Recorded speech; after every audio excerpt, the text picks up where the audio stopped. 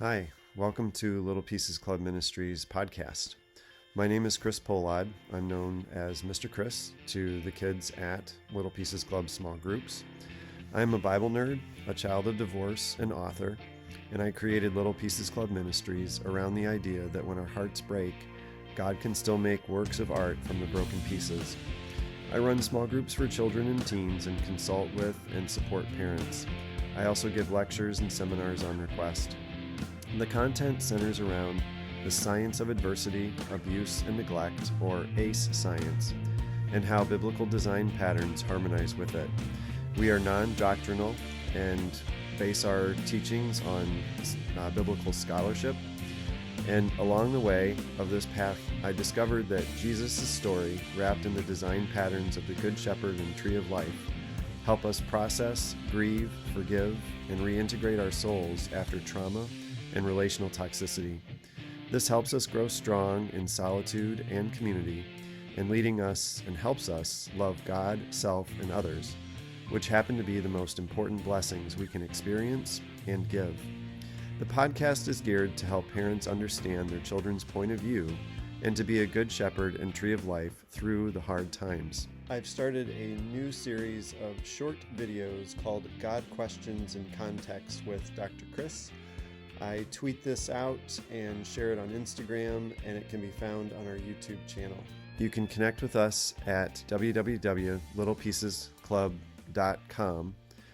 You can send us an email at littlepiecesministries@gmail.com, and then follow us on socials at LPC Ministries for Instagram, at Club Pieces on Twitter, and at Little Pieces Club on TikTok. We also have a YouTube video channel to look at all of our small groups and the videos that accompany the podcasts. We also have a Facebook site as well. So now let's get into this week's episode. So welcome to episode 52, which is our 12th episode in season 2, and we are in part 4 of Parent FAQs. Just as a quick reminder, context always matters. So I'd like to set the stage and just remind everybody that Little Pieces Club Ministries is committed to uncovering the synergy between modern adversity science and deep biblical design patterns. We bounce off of often the Good Shepherd and Tree of Life, and then other patterns as they show up. So we have a journey, and we call it our private Christian journey and our public Christian journey, as we go from lost sheep to rescued sheep, to our own journey to become good shepherds and good sheep and trees of life. In the background, we have multiple skills and concepts that help us in our solitude and in our community pathways that we refer to when we are doing small groups for Little Pieces Club. We also acknowledge the idea of attachment. So above grief, shame, and forgiving, which are some of the main tasks that we do on our private journeys, that we want to parent with attachment in mind. And today's episode, we will highlight that quite greatly. So just remember that those things are in the background as we enter into each of our discussions. So the first question we're going to address today came to me in a conversation and that I was having with a parent. I will do my best to just pull out the information about the parent and the situation, not giving any details on identity. And I thought this was a very good question, and it led to some other things that we'll be talking about today. So this parent was well read on parental alienation. However, on the internet, he was realizing that there has been controversy about parental alienation syndrome as a defined diagnosis. So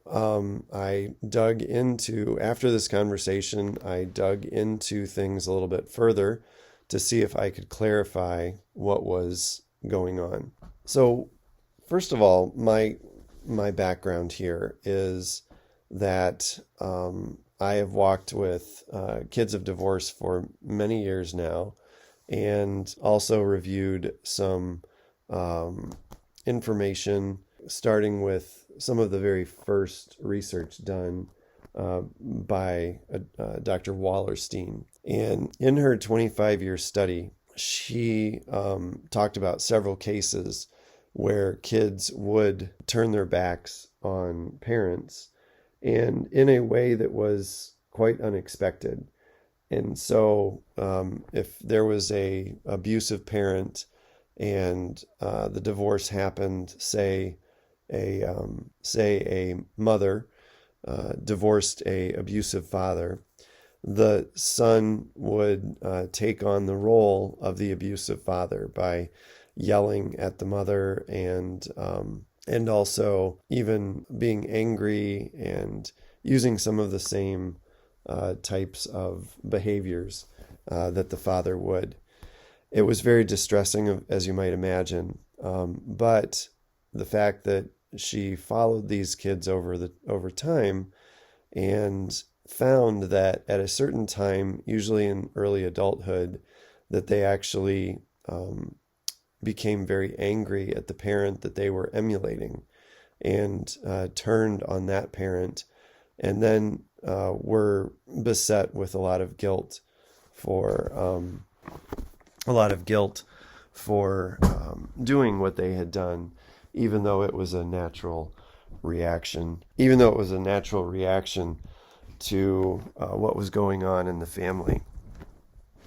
So this idea of alienation was not at all new to me when I did my first reading on Parental Alienation Syndrome, but it looks as though that it was tied together into this syndrome idea by a psychologist and counselor by the name of Dr. Gardner.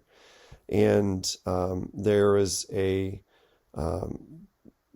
pretty extensive 2009 article by Joan S. Meyer, who basically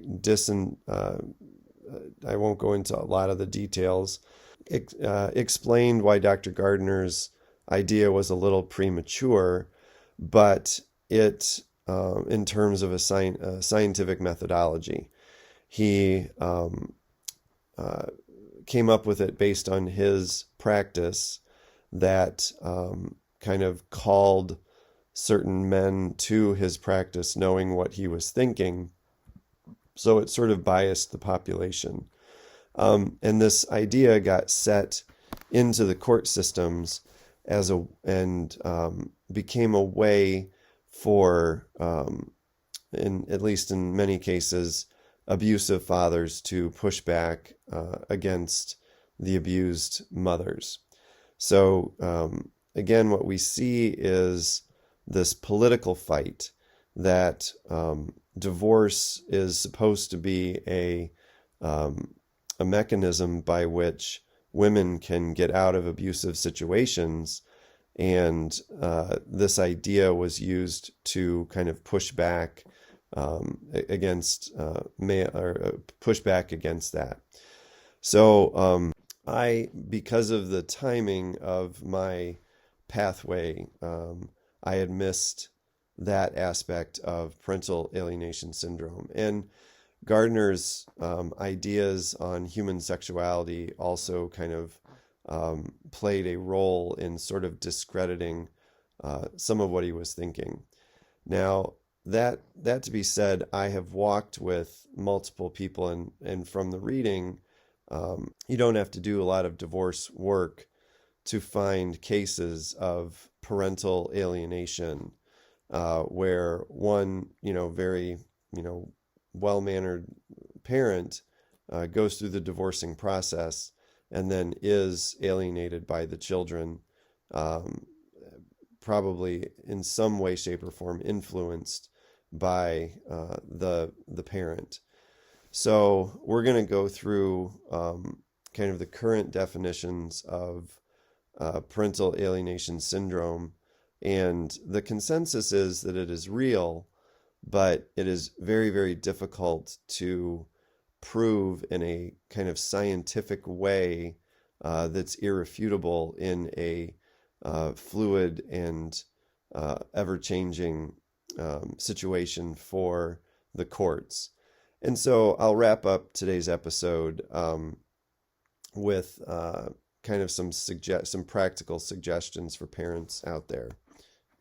So before I get into kind of defining right or wrong, I want to point out a concept that comes up often in Little Pieces Club Ministries in terms of this ancient design pattern. And I find it to be very active in marriages.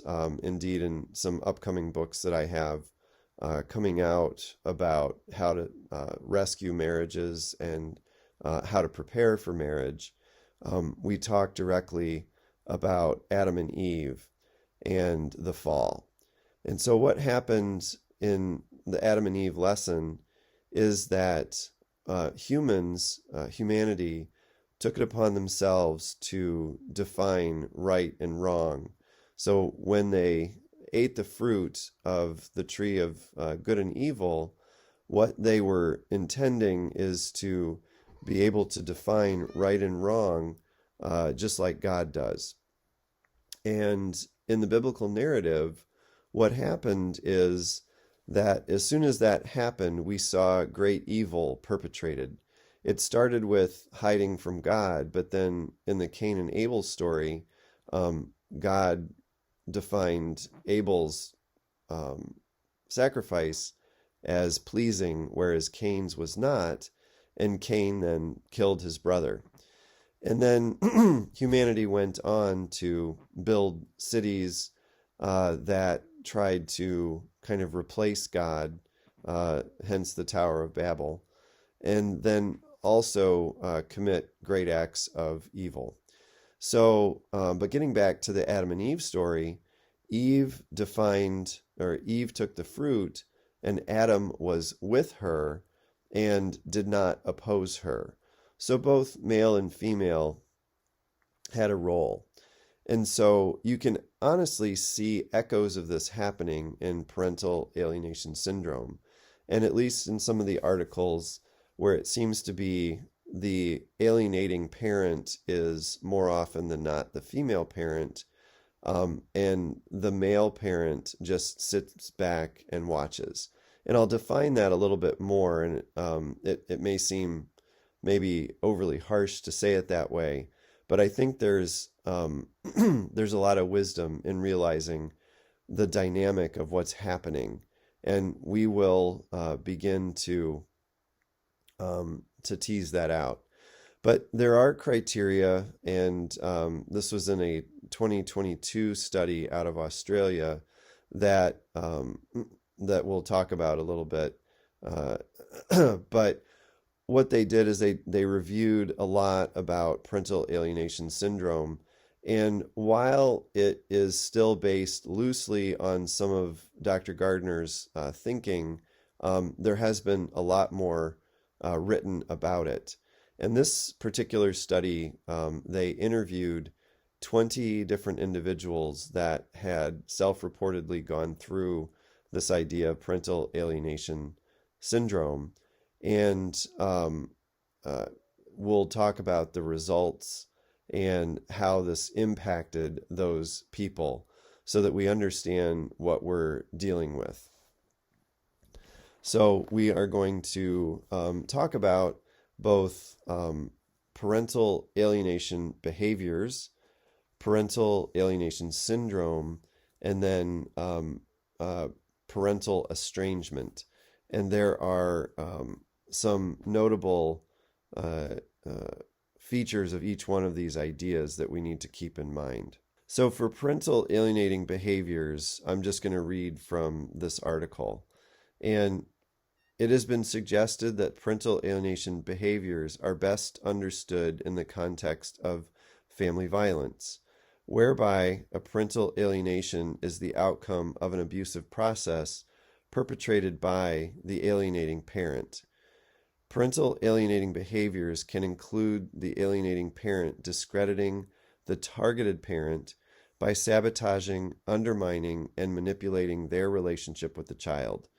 It is thought that at least 19% of the population in the United States has been exposed to parental alienating behaviors. And so that is what I believe a lot of people, especially that support divorcing families, have witnessed. And so that's why this idea of a syndrome made perfect sense to me and still does. And so one thing, though, I want to tease out is this idea of intentionality. I personally believe that it is a very difficult question to answer in terms of, is a parent on purpose doing this? Or are they behaving in a way that is bringing about this outcome without being fully aware of what they're doing? And I think in a lot of circumstances, this is true. It's related to a behavior pattern that could have been in this family for generations even, and is just manifesting itself in the divorce pathology. So let's look at criteria for parental alienation syndrome. And so of the 5 criteria, the child refuses, opposes, or avoids a relationship with a parent. So this is observable by the parent, and involves obviously the child. Then the child has had a positive relationship with that parent before the rejection occurred. And then this is extremely important, is that there is no evidence of abuse or neglect perpetrated by the rejected parent. And so this is looking at that idea that parents use this as a way to gain leverage by claiming abuse. And again, we're going to get into this very, very kind of in a detailed way and kind of explain what's sort of going on. And then the other parent has used multiple parental alienating behaviors. So there's evidence of the bullying parent. This is what I'll use that term, bullying parent, in doing this. And then the child then goes on to exhibit behavioral manifestations of the parental alienation.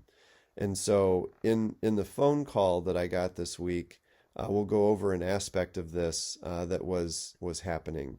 Okay, and then the criteria for parental estrangement is the parent-child relationship has been negatively affected, usually with sound rationale for the child's rejection of the parent. And so here we have the situation of abuse. So it makes complete and total sense that an abusing parent had, the abuse was witnessed by the child, and now that the divorce has happened, that child would like to not expose themselves to the abusive parent. So this is how we see the differentiation between parental alienation syndrome and parental estrangement. And that is the evidence of true abuse that happened. So when we're thinking about things, there can be, let's kind of draw this spectrum, that there are alienating behaviors on one side of the spectrum. This can get worse and worse, to leading the child to want to reject the parent. And then there is rejection based on true abuse. Now, remember, running in the background of all of this is the Bill of Rights that children have in divorce situations. So when a child rejects a parent, that in and of itself is evidence of dysfunction. And so that needs to be looked at very, very closely with the team supporting the parent during the divorce. And that's why it gets very difficult, because in contentious divorces that aren't collaborative, the courts then have to do the work of therapists and other support organizations around the family. So just remember that when a child, whether you're a parent that is, grieving a loss of the divorce or of the marriage, if your children are rejecting another parent or the other parent, that in and of itself is harmful, because they deserve to have a positive relationship with both parents to help them be emotionally healthy. Okay, so just keep that factor in mind. So as we've drawn up that spectrum, there are very complicating factors that make diagnosing PAS very difficult for outside parties, including courts, friend of the courts, advocates, and so on. And number one is probably the most frustrating aspect of this, is that children maintain silence. And when we're talking about divorce pathology in general, kids can decide that they are just simply not going to bring up their internal feelings because, at minimum, they don't want to hurt the feelings of their parents. But if they know darn well that a parent is very negative, they don't want to make things worse. So children are going to keep silent. There's a book that really highlights the intricate workings of even child sexual abuse. It's a fictional work, but it's obviously based on experience of the author, called The Bastard Out of Carolina. And in that book, this small girl was severely beaten, taken to the emergency room even, and a young intern picked up on the fact that this could be an abusive situation, and confronted the family about it. With even the abuser was not there, and the family did everything they could to hide what was going on and not talk about it, even though they had the opportunity to. And so even when dysfunctional things are happening, there's this intense sense of safety and loyalty, despite the bad situation, that this is the best it's going to be, and they don't want to disrupt that. So children do maintain a fairly high level of silence, even when support organizations are close by. And then the other thing is, parents, when they're talking about this, are going to often highlight the exploits of the other parent, and then not mention things that they have done. For instance, to say that a man had an anger outburst is obviously, it gets people, concerned that man is an abusive man.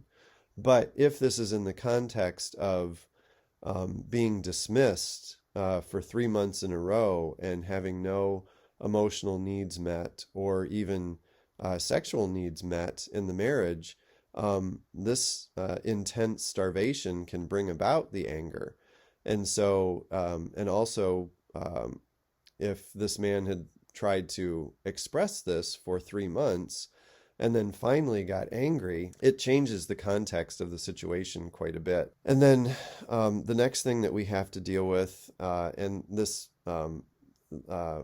father that called me had mentioned that the psychologist that was brought in to determine if parental alienation syndrome was present seemed to have a little bit more of a affinity towards the mom, so that there was that he seemed to detect a bias toward the mom. And again, I've seen this myself, talking with psychologists, social workers, and so on, is if divorce is seen as a way to get women out of an abusive situation, and you have male parent who got angry or has gotten angry because, for whatever reason, but we're already kind of predisposed to believe that abuse has occurred, you're going to try to, or you're just naturally going to conclude that the mom is telling the more accurate side of the story. So there can be bias in the system as well. A lack of evidence can exist, even with domestic abuse. If police weren't called, if physical exams were not done within days of the abuse, it's never been documented, so the evidence can be very, very low. During a divorce proceeding, children often go straight into shock and just keep moving, and they don't really have a set grief reaction. It's very difficult then to read the children's expressions and the children's observations of what's going on, because they're in sort of an emotionally locked down state, just in survival mode. So it becomes very difficult to tease out any information from the kids, even on top of the fact that they really don't feel safe disclosing what they know. So there is a screening tool that can be used. It's called the BSQ, or the Baker Strategies Questionnaire. But in a relatively recent look at this questionnaire, although there is some validity to it, it maintains some connection to Gardner's work, but it's also not ready for primetime use as a surefire way to identify if parental alienation syndrome has taken place. So there's a lot of complicating factors in diagnosing parental alienation syndrome. So the next question we're going to attack is, what's the impact of parental alienation and then potentially this parental alienation syndrome? And for those of you kind of sitting on the sidelines watching this kind of debate play out, I want to highlight again that there very clear evidence that children will reject a parent during the divorcing process, so that parental alienation happens. So that's not really in question here. But we're trying, when you pull something together and make it a diagnosis, there need to be very, very firm criteria that need to be met in order to figure things out. But remember, the big picture here is, if a child is rejecting a parent, that is a sign of dysfunction, and that needs to be dealt with in a therapeutic way. And in the gentleman that called me, what was stated was that the mother is actually trying to help and is now disciplining the children so that they go see dad. And again, this also implies dysfunction, in the fact that I can even see happening in this situation that a mom could be saying, well, your dad is forcing us to do this, so you need to go see him. So again, you can twist this, even disciplining kids to go see the alienated parent, but then reinforce the reason that the child does not want to see the father in the first place. I'm not saying that that's what's happening. I don't know the situation intimately enough yet to know. But it's just how this sort of these parental alienating behaviors can actually can work. And we'll talk a little bit more in just a minute about how this seems to be very much similar to social bullying, and we'll tie that all together. But we do need to talk about the impact of parental alienation, and then if we can agree that it is somewhat of a syndrome, we can now see that there are some impacts. So in this study, and there are others, where we qualitatively analyze people's responses to questions about alienation. And these are going to be people that range from their mid-20s to their 50s that are recalling things that have happened and in relation to the parental alienation that they experienced during the divorce.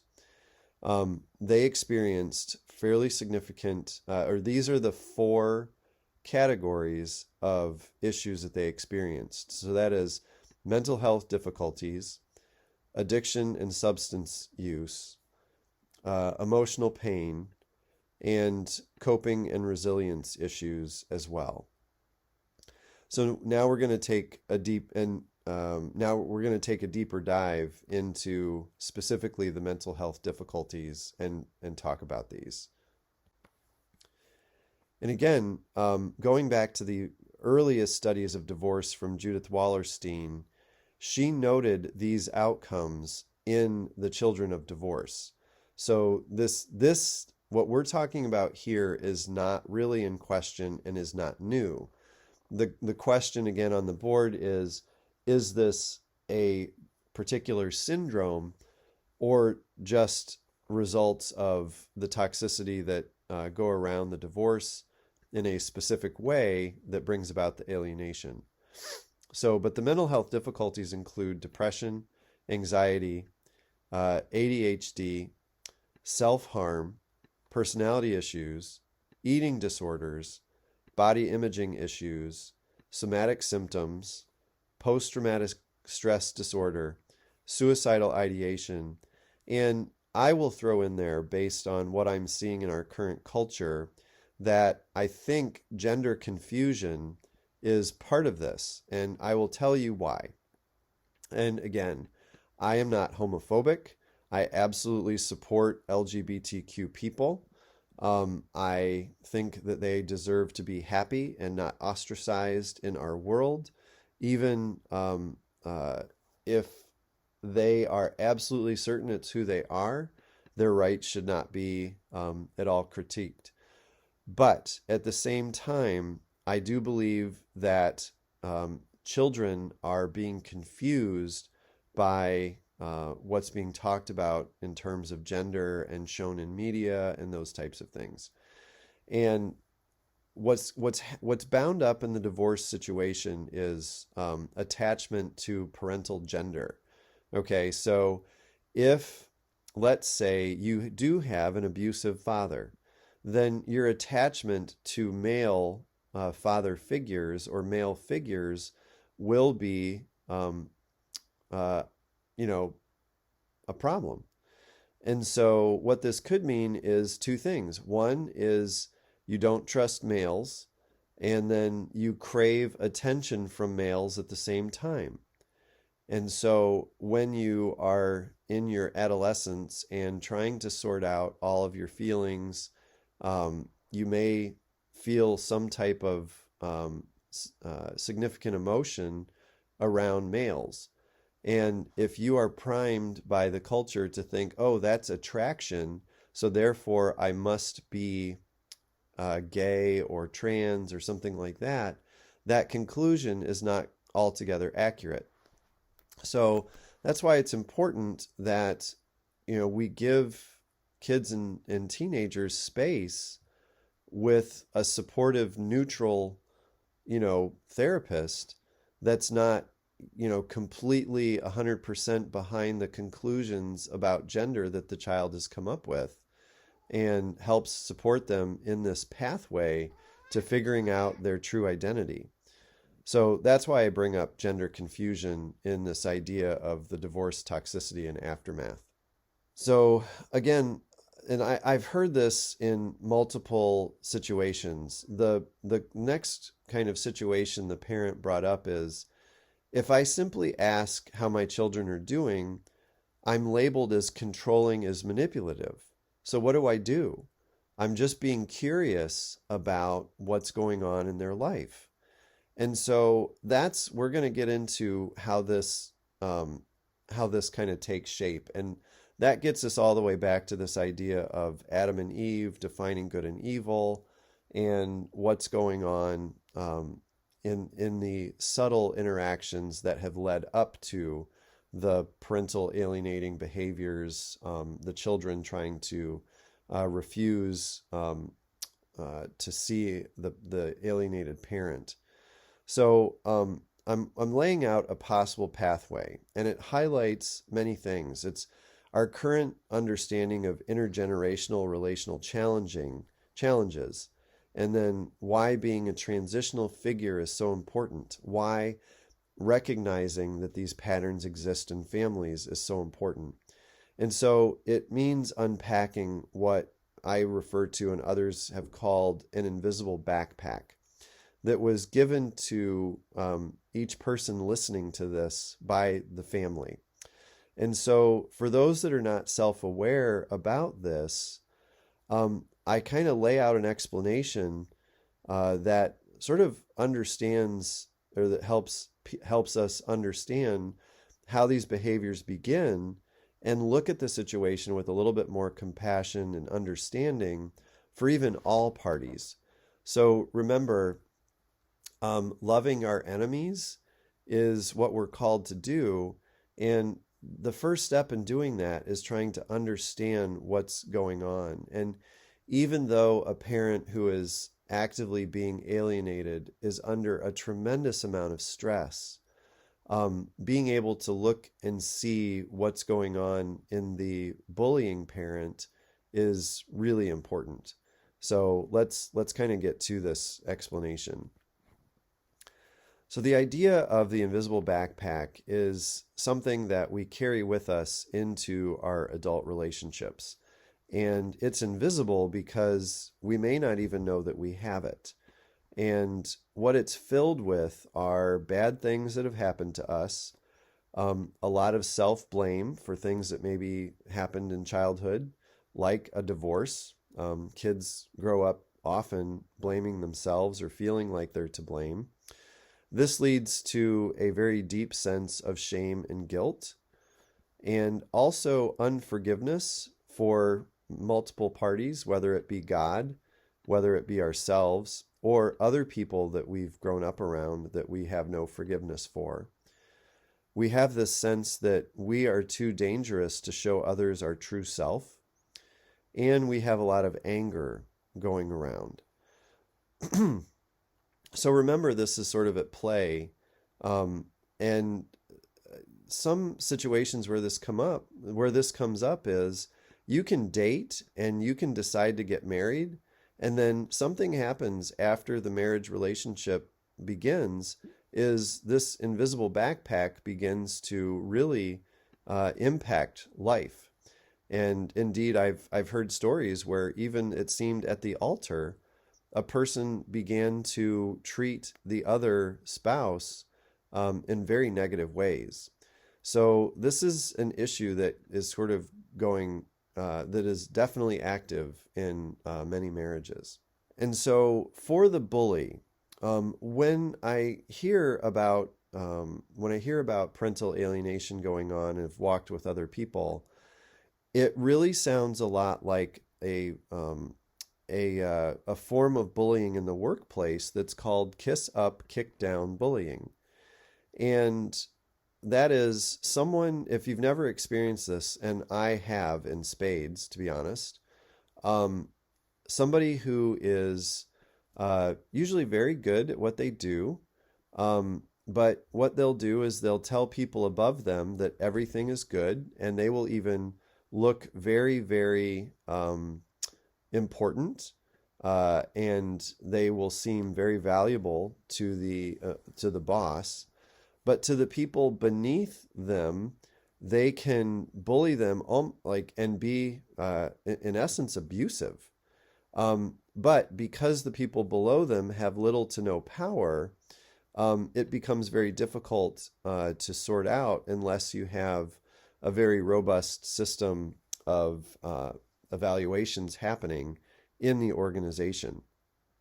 And so when we talk about this, this is what I'm mentioning is the behavior intentional, or is it an acquired dysfunctional behavior that came with the marriage in the invisible backpack? So let's say in the case of a parent who is the bully and the other parent is becoming alienated.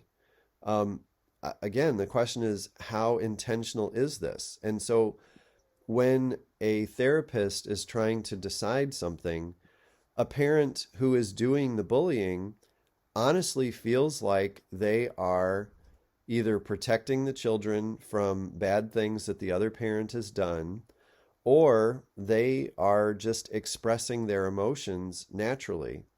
And they have not progressed along the maturity continuum enough to truly be aware of how they are impacting how they are impacting the children around them.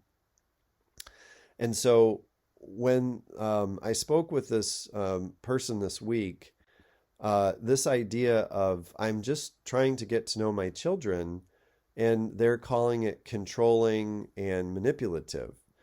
And so this is something I've seen many times, and this is getting all the way back to Adam and Eve.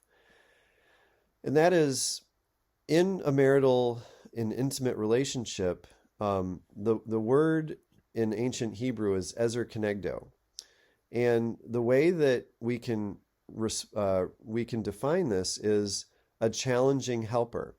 And again, if you look at a lot of love stories you can look at a lot of love stories that we watch on movie screens. People, when they are in relationship, they challenge one another to grow and to get better, but it's all done within a framework of love. But what I'm seeing in our current day and age is those ideas of challenge are being labeled as controlling and manipulative. And so I've walked with several people that are in marriages that highlight this. And so and even so much as to say, trying to talk to the other person about a behavior that is damaging or hurtful to another person, even bringing that up with the other is then labeled as controlling, where you're trying to have a win-win discussion, but the person, as soon as you bring up something that is negative or a hurtful behavior, they're turning the tables and calling you abusive. Okay. So I believe in a lot of these alienation cases, this is what's happening, is one parent, which we'll call the bullying parent, but the unintentional bullying parent, somehow is feeling justified in thinking that a gentle challenge is actually abuse. And then the children are seeing that definition and they're going along with it. And so often the parents that do this, that kind of make this definition of challenge being abuse, are very sensitive, and they could be sensitive to things that are going on in their invisible backpack. They are very expressive of their emotions, almost to the point where they don't realize how their negative expressions are impacting others, and specifically dismissive. Okay, so they have an attachment that's relatively dismissive in the fact that they, like someone brings up a need and they don't feel a sense of reciprocity to help meet that need. So this is very dismissive. And as I mentioned earlier, if you're a parent or you're a husband or wife that's exposed to someone who is sensitive, expressively negative, and dismissive, that's very frustrating. And it can result in anger outbursts because you're not being heard. And so when you're not being heard and you get angry, that then is a self-fulfilling prophecy that you are the abuser. Now, the very interesting thing here is in a recent CME program that I participated in, trauma psychologists note that a child who is exposed to domestic abuse when they are in infancy will go on to behave in a way that brings about abuse. And so, again, this is sort of that Father, forgive them, for they know not what they're doing.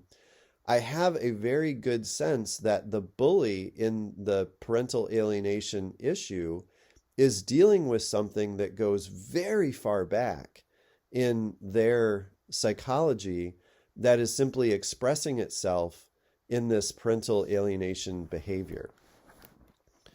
So again, I only talk about this not to justify the bullying, but to explain it, to help people that are working with these families understand what may be happening, and to lead the parents down a path that is very, very helpful.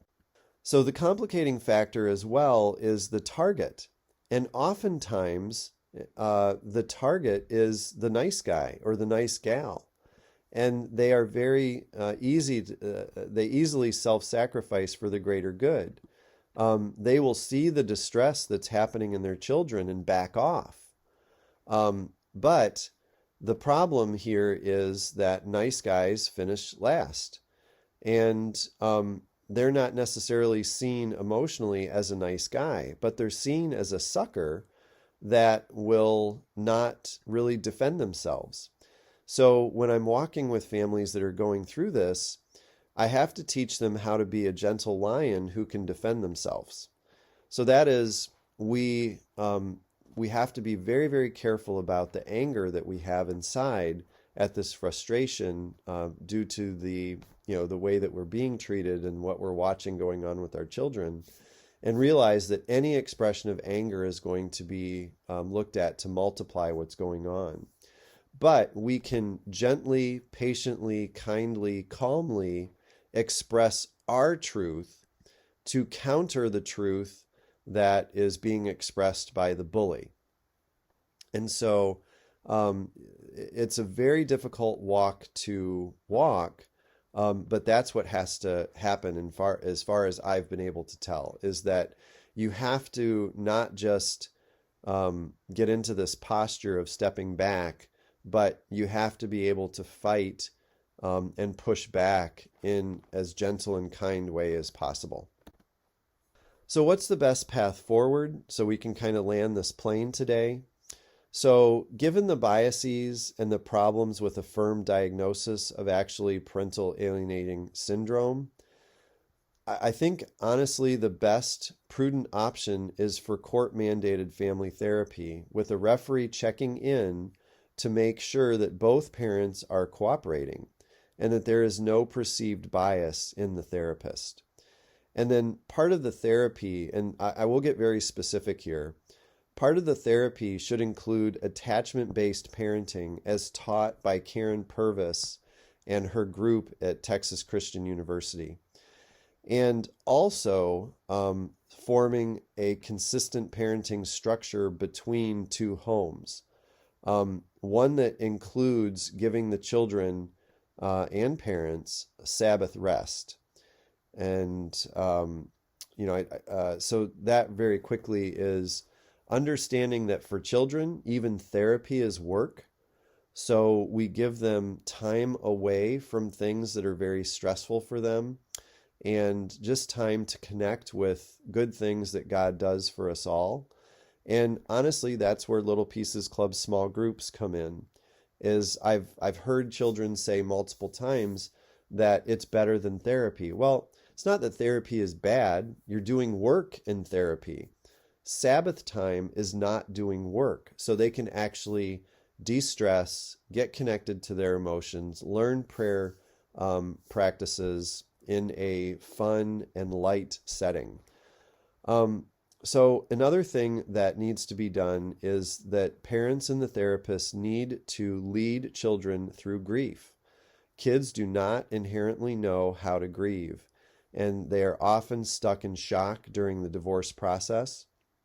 as quickly as possible, parents need to be, um, uh, I guess, influenced into the collaborative process, especially around parental alienation. The the the fight that happens in the divorce is part of what highlights the alienation. And then if parents are cooperative with the therapy, then the alienating behaviors become the target. So why do the children want to reject the parent becomes the focus of the family therapy. So if abuse is happening, the abuser or the accuser of the abuse should be supportive of this type of situation. Because often with parental alienation, as it was with the kiss up, kick down bullying in my workplace, as soon as you said, okay, hey, let's all work on this together, the one who's doing the alienating is very uncomfortable with the idea of therapy. And so that in and of itself becomes a clue of what's really going on.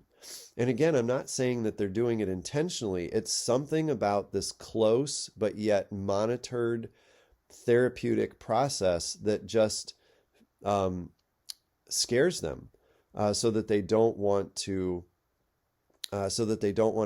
go through with it. So there may be some sense that they will not have power or something like that, or it will expose a deep part of their own shame. Is also quite possible. So legally, the thing to remember is if children are severely alienated from their parents, that's abuse. And so you have to find either a therapist or a peacemaker, hopefully the judge, advocate, friend of the court, or referee is fully neutral and able to see that if this is happening, it is a deep behavioral pattern within the bully, and it is causing tremendous distress in the parent who is being alienated, and that they have to really work in the kid's best interest.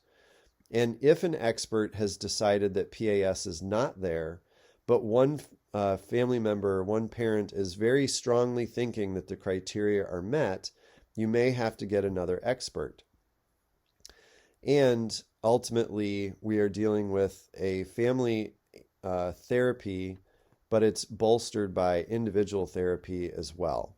So practically speaking, for parents who are dealing with this, if you still have exposure to your children, there's a couple of things that I can tell you that will be very helpful. And that is to make your home a safe space. And that is have like a chart that talks about rules, but make them very reasonable and make your approach connection based. And, we'll talk about that in just a minute, a little bit more, but allow children free expression, even of anger. And by doing so, you have to be very, very calm and very empathetic when they express their anger in any way, shape, or form. Do not let yourself go negative when they are angry with you for trying to manipulate or, coerce them by just simply asking how their day is. And how this might go is, oh, I see your reaction. It feels to me that, my question was threatening. I just want to reassure you that it was not. I simply want to open up a conversation and hear how you're doing. And then just give them space to express themselves. But what you're doing is gently expressing your leadership of your home situation. But it's not in a way that you are forcing them to react in a certain way. Understanding and forgiving feelings and having gentle conversation about your view is really important. Now, also keep a journal of times, dates, actions, and words that kind of help make the case of the bullying parent. But don't use the kids against the other parent. Try to do that, or try not to do that. Go on a 30-day prayer siege, specifically hoping that you're asking. Sorry. Go on a 30-day prayer siege where you specifically ask for forgiveness for the other parent, and that the children's hearts warm to being around you. And that is, take time every day to pray for this particular thing. Making the best of time together, reading the book The Connected Child will help give you an idea of what connection-based parenting is all about. Plan a Sabbath. Just, hey guys, I want to plan an 8-hour time frame where we're just having fun. We're enjoying each other. We are laughing, and we're not really into heavy communication. So just plan that special time is another way to think about it.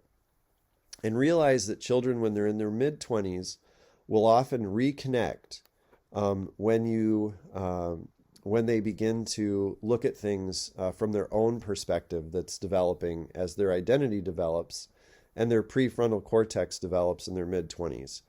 So you can plan for this and write them a diary of your positive, loving thoughts for them on their 14th birthday, on their 15th birthday. Even if you guys are apart, you can give them evidence later that you love them all along.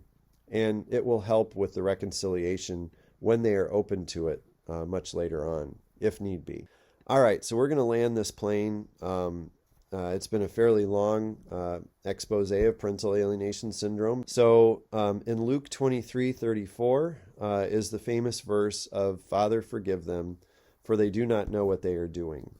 And so this applies in the parental alienating arena to both the bully and the children.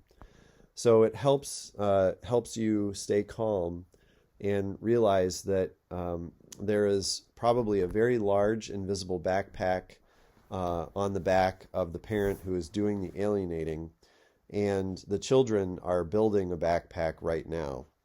So this verse becomes very easy to see the application. So first time through, but Jesus was saying, "Father, forgive them, for they do not know what they are doing." So we will reflect today specifically on Father, forgive them. Because in this type of a toxic situation, it's very important. So it helps our mindset as well. So let's say it again. Jesus was saying, "Father, forgive them, for they do not know what they are doing." So how are we going to respond to this if we have been particularly angry at something going on?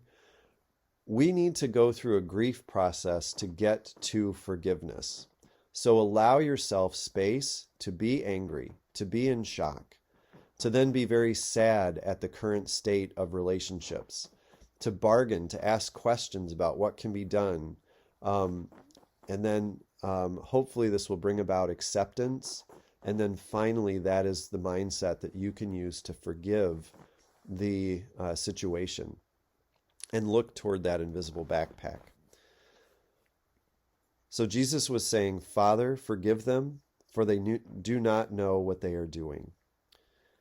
And hopefully when we find this space of forgiveness, we can then rest. So we'll go through this one more time. But Jesus was saying, "Father, forgive them, for they do not know what they are doing." So now we can pray this episode to a close. I hope this has been helpful, this much, much deeper dive in parental alienation syndrome than we've ever taken before. And I hope it gives you some practical solutions and ways to see things that you're going through in a different light. Dear Heavenly Father, despite our chaos, Lord, we know you are in control. We are so blessed that you are our good shepherd and tree of life. Thank you for giving us your wisdom and love so that we can in turn give it to those around us, including our children and even our ex-spouses. Help all parties see the big picture that children, even after divorce, require a safe relationship with both parents for their peace of mind, mental health, and future relationships. When we are worried about our children, wrap us in trusting that you have them too. Suffering strengthens us, but it is so hard to watch as parents. Make your presence known to the children who need you, Lord. Keep us safe, Lord. Help us handle stressful situations with grace, and walk with us as we reconnect with our children after rough, angry patches. Help us fix our eyes on building a better future for our children. We need you walking alongside us as you wanted from the beginning. Help us hope rather than feel shame that we naturally fight. Lord, you are the reason we hope. Your wisdom and love move mountains, and our ears, Lord, are open. Grant us the wisdom to raise children as trees of life and good shepherds. In your name we pray, amen. We are Little Pieces Club Ministries. Thank you again for spending time with us. Please feel free to drop us questions at our email, and I'll work them into future episodes.